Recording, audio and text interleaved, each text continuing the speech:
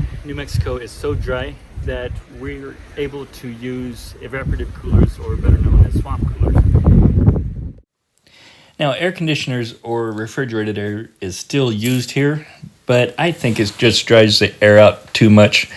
Also, a swamp cooler does only use about 20% of the power as a regular air conditioning unit. Every couple of years, I will have to replace the tubing.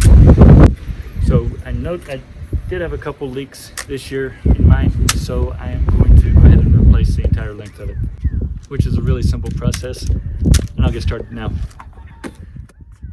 So this line is connected to the supply line of the water heater. So it's going to have to go down the pipe next to the exhaust for the water heater. I'll show you. Okay, that water line goes in right there and then goes down next to this exhaust pipe. Now I've got it to where it won't touch it, so it won't melt through it, because that exhaust pipe does get hot. Okay, so at this point I'm just going to feed the plastic water line down through that hole. So to connect to this, I have tapped into a regular 3/4 inch water line with a SharkBite compression fitting, and took that to a valve, through a valve, to a 1/4 inch line. So I have it coming in, and then it goes out through here over to an RO filter, keeps the lime scale down. So from the RO, it comes out here to this valve, and then it branches off. It goes up this line to one of the swamp coolers, and this line to the other one. Okay, this is the one I'm replacing all the way down to here. This copper line is still fine. It goes out the roof. As soon as it gets out the roof, it changes to plastic and goes on to the swamp coolers from there. So the only thing I need to disconnect is this line.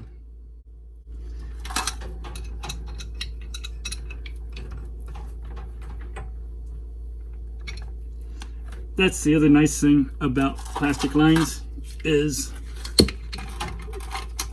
you can move them around to work on them.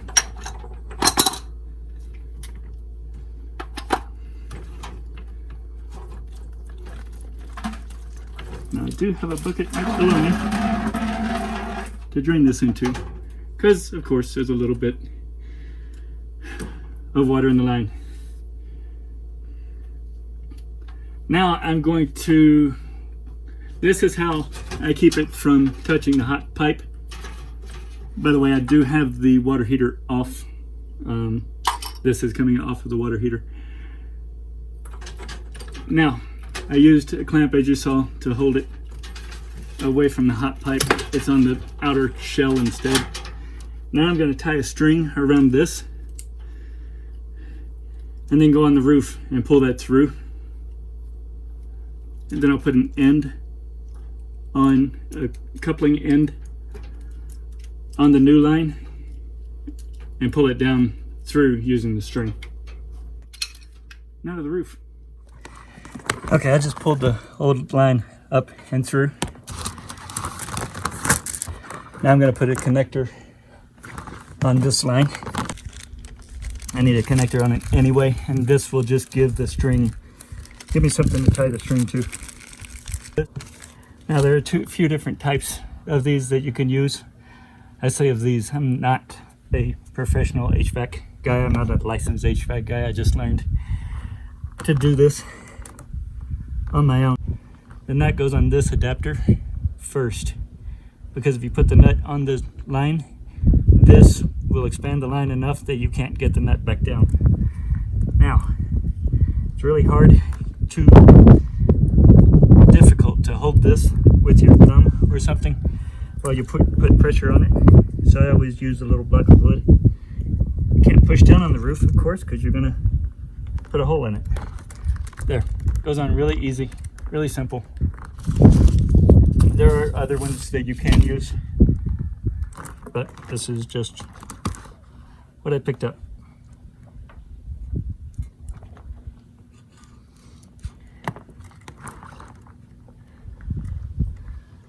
Now, ready to go back down to the garage. I'm going to unwind this.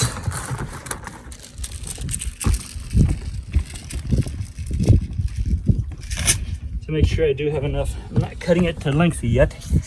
I want to get this down. I'll get it connected and then I'll cut it to length. Now I'm going to start it here since there's a piece of metal here and it has to go up and over that. I'm going to start it. Hopefully I don't have to run up and down the ladder. So, having a little difficulty. I'm having a little difficulty. Having difficulty speaking as well. The plastic line isn't coming down. I think it's hanging on the edge of this on top. So what I need to do is go push it over that and let it come down. Problem is it's hanging in this pipe somewhere as well. So I need to have pressure downward on this string that's tied to the line, as well as go up there and feed it down. So I'm going to go up and feed it down. Meanwhile, I've got this nice big crescent wrench, adjustable wrench tied to it, a little hack. So it's going to have enough weight on it to pull it down. It'll pull the line down through that hole so I can bring it in and work on it in here. So check it out, like a boss. Brought it right down through. Just had to feed it up and over a little bit. Now, simply a matter of connecting it. So I want to run it around where it's out of the way of everything.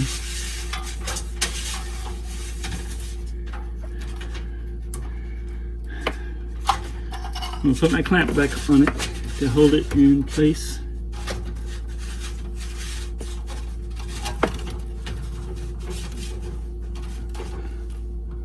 That's what it was hanging on. There's a screw sticking out through there. That's what it was hanging on. Make sure to watch out for any rough edges to this. I mean, they do cut this off, so it might have some jagged edges. But I just clamped this to it. This one is weak enough that it won't collapse the line. Once I go up there, I'm gonna have to pull that line tight. Obviously, to keep it off of this pipe. Now on this, I'm gonna take it around here just to get it out of the way. But on this, you don't need Teflon tape, you don't need thread tape, you don't need anything to keep it from sealing, because that part, the barbed part that I put inside the line, that will seal against this T. And a T is simply a connection that has 3 parts. It has 3 connections, one on each end and then one out the side.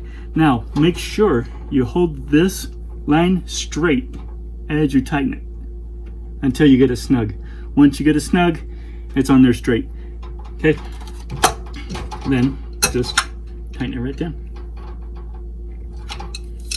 Now choke up on your wrench. Even if it's a small one, this one's overkill, but it's the one I brought out for the weight. You can still use it, just choke up on it so you don't tighten it too much. Last thing you want to do is either crack it or strip it. Probably not going to strip it, I'll probably crack it, but I don't know. I don't know because I've been smart enough not to do it. We're lucky enough. Okay. Now back to the roof. Okay, it's connected at the bottom and it's tight on with the clamp. Now I'm just pulling it out, getting it tied up here.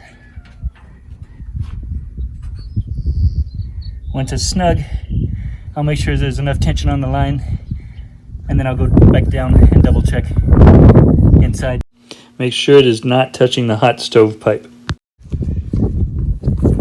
Okay, this is a needle valve, and you can probably see, where's the camera? You can probably see right there where it cracked. So it's just dried out and cracked. I would replace this valve as well. It's a couple years old, but they didn't have any. And And since this just happened this morning, I kind of have to go ahead and replace it. I mean, replace everything else. But I'll either go back and check or go back and check to see if they have any more in, or just order it online. I'll probably order it online. And you don't have to have one of these on the roof. You don't have to have one of these on the roof. You just have to have one place to shut it off. Wait a minute. So just cut this. Make sure you cut it straight. If you don't cut it straight, then just straighten it out. Okay, straight-ish. I mean, it doesn't have to be perfect. Need my block of wood.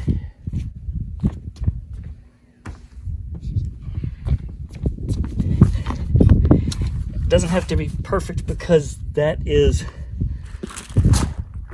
not the part that's actually sealing it. So I just stuck those in my pocket.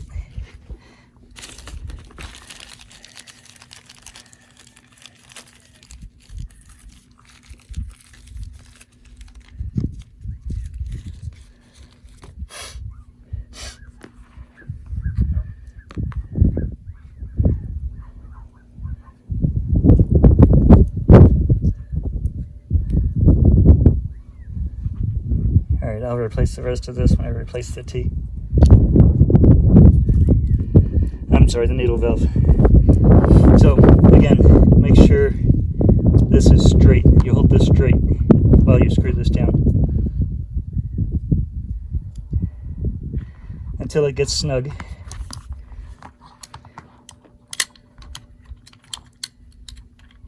And then it'll hold itself straight.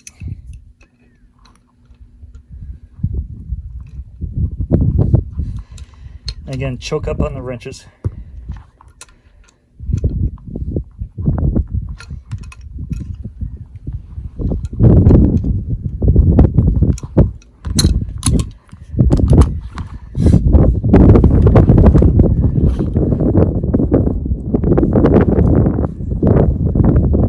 Okay, here's an example of it not being, I don't know how this didn't leak. Hang on, I gotta get around so I can see it on the camera. You see the edge of this? It is uneven. That means I didn't hold it straight when I put it on last time. I'm surprised this didn't leak. So, once again, on the block of wood. So I closed this needle valve, and that way I can check for leaks all the way up to this point once I turn it on in the garage. Now I'm just going to continue on across the roof to the swamp cooler with the line. A swamp cooler or evaporative cooler is simply a cooler. It works with water.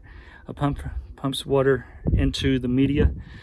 In this case it's a 12-inch media, it's a foot thick, and it suspends the water so it slowly trickles down and then pulls the air through that, and that's how it cools the air down. In a dry climate like this, like New Mexico, it works great. So I'll show you how to take it apart. This is a Master Cool. It has two covers, one covering the media and the pump and the water. This one's covering the fan. No need to take this off 99% of the time. All the work you need to do on the fan is pretty much oiling it and taking the belt on and off. I take the belt off for the winter time so it doesn't stretch out. And to oil the bearings on either side, you can take off the side panel without taking off the top. And I'll show you how to do that. So, but now I'm going to take off this cover.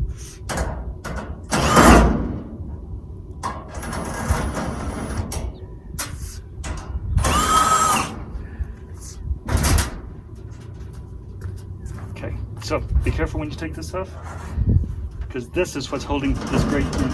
So that grate will just fall out like that. This is the media when water is running. Can you see that? let's back it down here. This is the media.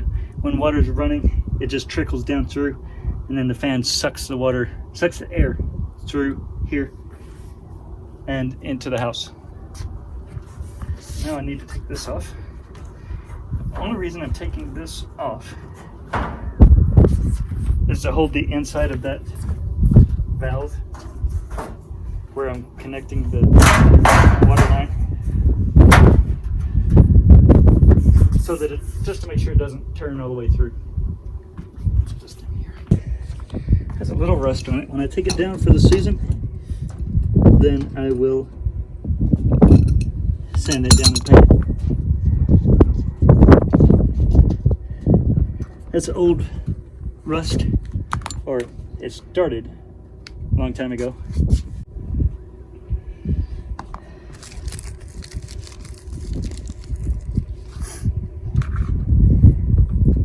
So I left my block of wood over on the other side of the house.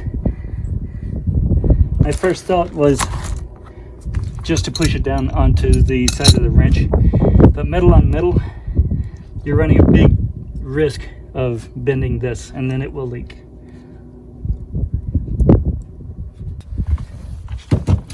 Okay, this one is called a Breeze Air. A Breeze Air. Did I say that clearly enough? Same concept, exact same concept as any swamp cooler. It has pads all the way around, and the pads are about 4 inches thick. And believe it or not, it keeps it a lot cooler than the Master. It comes apart completely different. No wrenches or anything required. You have clips. Missing one here. I have to order one.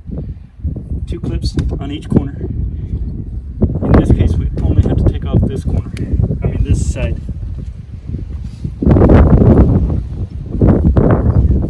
So I have 2 clips to take off over here.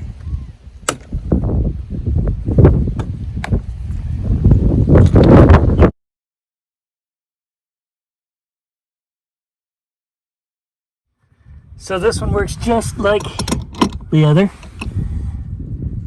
only it's on the bottom side of the swamp cooler. So here's my valve. I don't remember which. Oh, it goes that way. Turn it on like so. And now back to the roof. Okay, so far looking good. No leaks. Okay, I just turned the valve for this one on. As you can see, there have been times when I didn't have the RO running. I think that was before I got the RO. Anyway, so no leaks down below. I can't even see it. My camera's on it. And no leaks up here. To check to make sure this is running, all you have to do is push down. This is a float valve, so the water turns it off as it rises. Push it down, it'll turn it on. And now we have air in the line, and now it's running. Okay, perfect. I wouldn't change a thing. Okay, this one goes back together just like it came apart. There are 2 rods sticking up, one on each side, and this is notched around, so just make sure that that goes in between those 2 rods.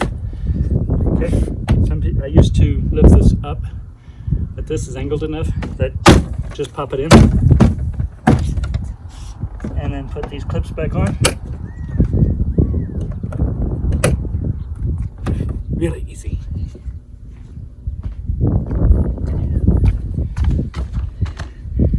And I only have 1 clip for this side.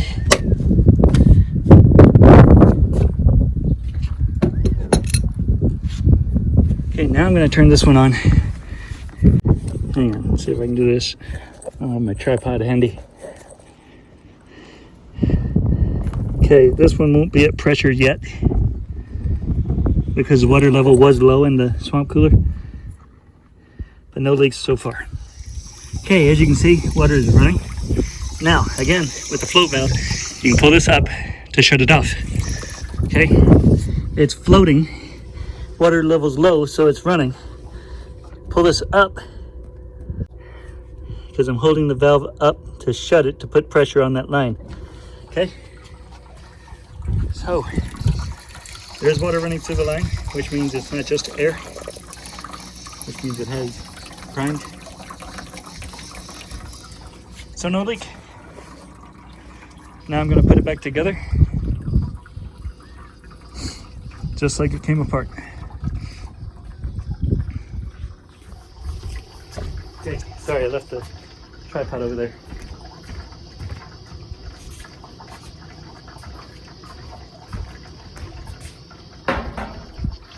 This goes back together just like it came apart.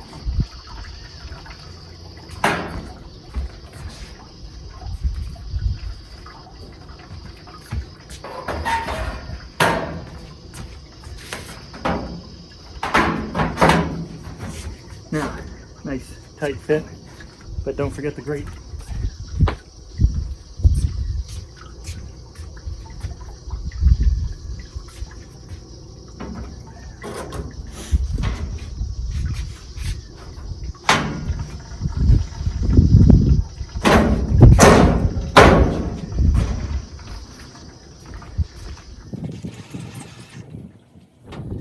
And that's that one. I'm gonna go double check that one connection, and then I'm gonna go be nice and cool. Once again, the needle valve looks good, no leaks. And that is a swamp cooler in a nutshell. There are other types, but the concept is the exact same. A water pump and a fan. And then of course the pads that the water goes through. And that's it. Yeah, if you have any comments, suggestions, or even questions, just put them in the comments section below. And please don't forget to subscribe and hit that thumbs up button. And thanks for watching.